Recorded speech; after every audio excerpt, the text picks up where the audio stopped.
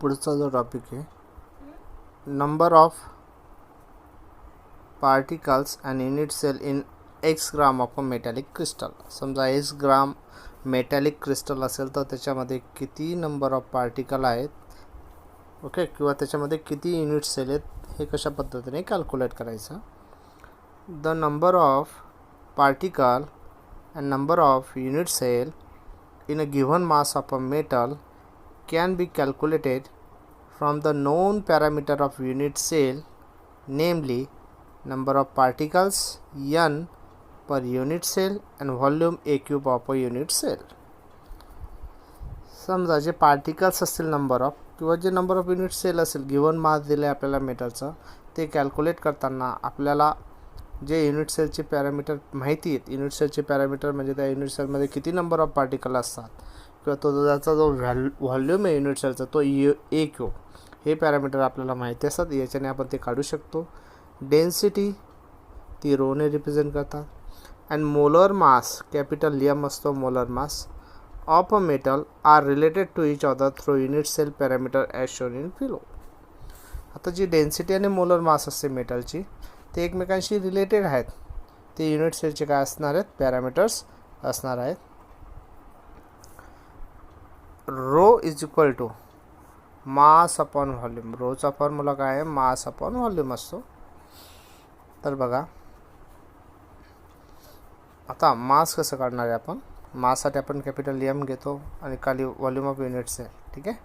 Number of particle in unit cell multiply by molar mass, म्हणजे किती particle आहेत त्या युनिट सेलमध्ये त्याला मोलर मासने मल्टिप्लाय करायचं आणि खाली व्हॉल्यूम ऑफ युनिट सेल त्याला ॲव्होगाड्रो नंबरने मल्टिप्लाय करायचं. Rho is equal to number of particle unit सेलसाठी small N, volume of unit सेलसाठी ए क्यूब आणि multiply by M upon N A. आता पुढे काय होईल बघा, ए क्यूब आणि ॲव्होगाड्रो नंबर डिवाइड आहे, इकडे जाताना काय झाला ते रोला मल्टिप्लाय होतील. स्मॉल एन मल्टिप्लाय आहे, इकडे येताना काय होईल तो डिवाइड होईल. नवीन इक्वेशन आपल्याला मिळेल. कॅपिटल एम म्हणजे molar mass equal to rho, rho म्हणजे डेन्सिटी, ए क्यूब म्हणजे व्हॉल्यूम, एन ए म्हणजे ॲव्होगाड्रो नंबर अपॉन एन, हे इक्वेशन मिळालं. N is the number of particle in unit cell, a cube is the volume of unit cell असेल. तर पुढे बघा आता मोलर मासने आपण ते अशा पद्धतीने मोलर मास काढू शकतो त्याचं. आता number of particle in x gram of metal. समजा एक्स ग्राम मेटल हे त्याच्यामध्ये किती पार्टिकल आहेत ते काढण्यासाठी मोलर माससाठी एम घेतो आहे. जर मोलर मास एवढं मास एखाद्या सबस्टन्स असेल तर त्याच्यात ॲव्होगाड्रो नंबर एवढे पार्टिकल असतात, म्हणजे contain N A particle. X gram of मेटलमध्ये काय असेल, X multiply by Avogadro's particle म्हणजे Avogadro's number upon molar mass, एवढे पार्टिकल त्याच्यात असतील. आता substitution of M gives, substitution केल्यावर काय मिळतं ते बघा. Number of particle in x gram equal to X upon N A, आणि जो एमची व्हॅल्यू आपण ऑलरेडी काढली आहे, rho A cube Avogadro number upon number of particle. तर बघा ॲव्होगाड्रो नंबर कॅन्सल होईल. जो एन आहे तो वरती जाणार आहे न्यूमरेटरला, एक्स एन अपॉन रो ए क्यूब, असं आपण number of particle in X ग्रामचं काढू शकतो. आता पुढचं जे आहे बघा, number of unit cell in x gram metal. X gram metal आहे, त्याचे नंबर ऑफ युनिट सेल किती राहतील. N particle correspond to one unit cell. समजा एका युनिट सेलमध्ये एन पार्टिकल आहे, आपण त्याला कसं लिहू, x N upon rho A cube particle correspond to x N rho A cube, त्याला 1 अपॉन एनने मल्टिप्लाय करायचं, एवढे unit cell. Number of unit cell in x gram metal, तर बघा एन एन कॅन्सल, काय मिळेल आपल्याला, x upon rho A cube. Number of unit cell in volume, आता व्हॉल्यूम ऑफ मेटलला कसं करायचं, volume upon volume of unit cell म्हणजे व्ही अपॉन ए क्यूब. आता मित्रांनो पुढे आपण बघा काही प्रॉब्लेम बघणार आहोत. न्यूमेरिकल बघा. A compound is made up of element C and D. C आणि डी एलिमेंटपासून कंपाऊंड मेड होतं आहे, एक तयार होतं आहे. Crystallize in FCC structure. कुठलं स्ट्रक्चर आहे, FCC, okay. Atom of C are present at the corner of the cube. C atom हे फक्त कॉर्नरला प्रेझेंट आहेत. Atom of D are at the centre of face of the cube. D atom फक्त सेंटरला आहे. What is the formula of the compound. कंपाऊंडचा formula काय असेल. तर बघा मित्रांनो solution. C atoms are present at 8 corner. 8 कॉर्नरला सी ॲटम आहेत. Contribution of each corner atom to the unit cell is 1/8 atom. म्हणजे युनिट सेलच्या प्रत्येक कॉर्नरला 1/8 ॲटम असतो. आणि असे किती कॉर्नर असतात? 8 कॉर्नर असतात. मग 8ने 1/8ला मल्टिप्लाय केलं, हे काय होईल? कॅन्सल. म्हणजे आपल्याला किती मिळत आहेत की कॉर्नरचे टोटल ॲटम 1 मिळाले. म्हणजे सी ॲटम 1 आहेत त्या कंपाऊंडमध्ये. D atom are present at the centre of 6 face of a unit cell. जे डी ॲटम आहेत ते फेसेसला, युनिट सेलला 6 फेस असतात. Each face centre atom is shared between 2 cube. म्हणजे एक जो फेस सेंटर ॲटम असतो तो 2 क्यूबशी शेअर्ड झालेला असतो, म्हणजे हाफ ऑफ शेअर्ड असतो. म्हणजे प्रत्येक फेसला हाफ ॲटम असतो. Hence contribution of each face centre atom to unit cell is 1/2 atom. म्हणजे प्रत्येक फेसला हाफ ॲटम असतो. Number of D atoms that belong to the unit cell. म्हणजे बघा 6 फेस आहेत. ओके, प्रत्येक फेसला 1/2, 2 3 जा, म्हणजे डी ॲटम किती असतील? 3 असतील. There are 1 C atom and 3 D atom in a unit cell. त्या एका युनिट सेलमध्ये 1 सी ॲटम आहे, 3 डी ॲटम आहे. म्हणून त्याचा जो फॉर्म्युला आहे तो काय? C1A_D3 म्हणजे CD3. Formula of compound CD3 अशा पद्धतीने असेल. आता बघा पुढचा problem. The unit cell of metallic silver is FCC. बघा युनिट सेल जे आहे सिल्वरचं FCC आहे. Radius of silver atom is 144.4 picometre. ती आपलं सेंटीमीटरमध्ये काय? 1.44 10⁻⁻8 सेंटीमीटर हे येईल. आपल्याला एज लेंथ काढायची आहे, व्हॉल्यूम काढायचा आहे सिल्वरचा, percent volume of unit cell काढायचा आहे, आणि पर्सेंट एम्प्टी पेस काढायची आहे. तर बघू मित्रांनो आपण पुढे. FCC युनिट सेल त्याचं जे रेडियस आणि एज लेंथचं रिलेशन आहे R = 0.3535 एज लेंथ म्हणजे ए. आर दिली ती आपण सेंटीमीटरमध्ये काढली. ओके, 144.4 10⁻10 सेंटीमीटर. एज इक्वल टू बघा R/0.3535. आरची व्हॅल्यू टाकली 144.4 10⁻10 सेंटीमीटर अपॉन 0.3535. पूर्ण कॅल्क्युलेशन केल्यानंतर आपल्याला आन्सर मिळेल 4.085 10⁻8 सेंटीमीटर. हे मिळाला ए. आता बघा volume of a silver atom. तर पूर्ण FCCमध्ये जर बघितलं आपण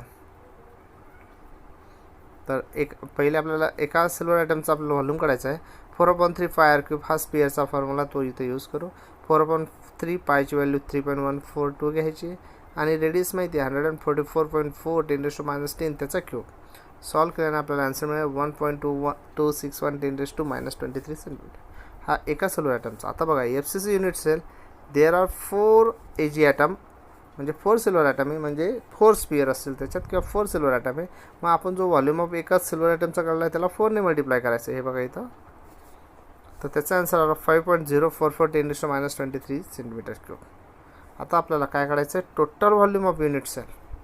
total volume of unit cell काय? A cube. ए माहिती आपल्याला 4.085 10⁻8 सेंटीमीटर त्याचा क्यूब. आन्सर मिळाला 6.817 10⁻23 सेंटीमीटर. आपल्याला काय काढायचं आहे? Percent volume occupy silver atom. Silver ॲटमने किती व्हॉल्यूम त्या युनिट सेलमध्ये ऑक्युपाय केला आहे तर आपण तो काढला आहे. बघा 5.4 ॲटम होतात. एका स्पिअरचा व्हॉल्यूम काढला त्याला 4ने मल्टिप्लाय केला होता. 5.044 10⁻23 आणि युनिट सेलचा व्हॉल्यूम पण काढला 6.817 मल्टिप्लाय बाय 10⁻23. रेशो घ्यायचा, त्याला 100ने मल्टिप्लाय करायचं आणि ते आलं 74%. आता जर व्हॉल्यूम ऑक्युपाय केलेला सिल्वर ॲटमने 74%. आता एम्प्टी पेस म्हणजे आपल्याला व्हॉइड काढायचं आहे, तो 100मधून मायनस करायचा म्हणजे 100 - 74 तो आला 26. ठीक आहे.